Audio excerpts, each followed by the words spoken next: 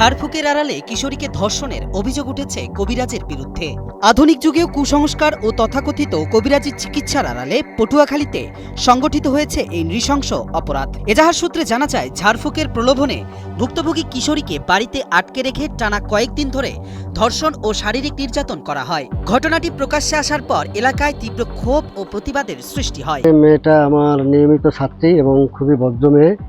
তো এই মেয়েটার এই যে নির্যাতন, এই যে অত্যাচার এবং অমানবিক যে কাজকর্ম, এটা আমাদের কাছে খুবই ঘৃণিত এবং একজন মায়ের জাত মেয়ে হিসেবে এটা যে কেউ করতে পারে বা করা উচিত, এরকম এই আচরণটা এটা আমরা পছন্দ করি না।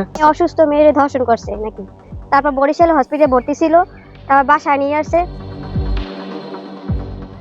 ভুক্তভোগী কিশোরী পটুয়াখালী সদর উপজেলার একটি মাদ্রাসার ১০ম শ্রেণীর ছাত্রী।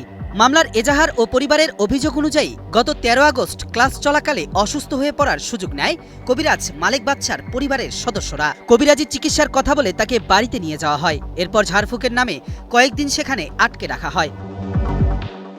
পরিবারের অভিযোগ, ওই সময় কিশোরীকে কবিরাজ মালেক বাদশার শয়নকক্ষে রেখে তার সম্মতি ছাড়া একাধিকবার ধর্ষণ করা হয়। একই সঙ্গে চলে শারীরিক ও মানসিক নির্যাতন। ঘটনার সময় অভিযুক্তের পরিবারের অন্য সদস্যরা পাহারায় ছিল বলেও মামলার এজাহারে উল্লেখ করা হয়। মেয়ে রাখতে দেয়, আপনার মেয়ে, আমার তো মেয়ে আছে, ওই মেয়ে হিসাবে থাকতেও মেয়ের জায়গায় তদবির দিব ওই কদিন।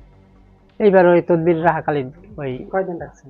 ৪-৫ দিন আসলে ওই কয়দিনের দর্শন করতে।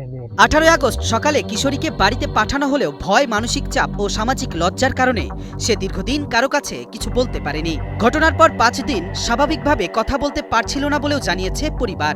চলতি বছরের ২রা জানুয়ারি গুরুতর অসুস্থ হলে ঘটনার বিষয়ে পরিবারকে জানায় ভুক্তভোগী তরুণী।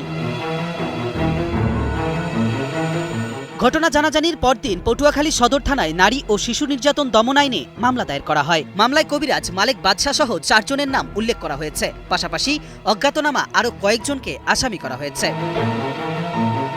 মামলা দায়েরের পর তদন্তে নামে পুলিশ। ইতিমধ্যে একজন আসামিকে গ্রেফতার করা হয়েছে। পুলিশি জিজ্ঞাসাবাদে প্রধান আসামি ঘটনার সঙ্গে জড়িত থাকার কথা স্বীকার করেছে বলে জানায় পুলিশ।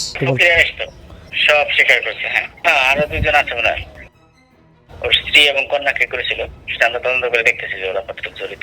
ধর্মীয় বিশ্বাস ও গ্রাম্য চিকিৎসার আড়ালে সংগঠিত ধর্ষণ ও নির্যাতনের ঘটনা সমাজের জন্য গভীর উদ্বেগের বিষয়। ভুক্তভোগী পরিবার দ্রুত অভিযুক্তদের গ্রেফতার করে দৃষ্টান্তমূলক শাস্তি দাবি করেছেন।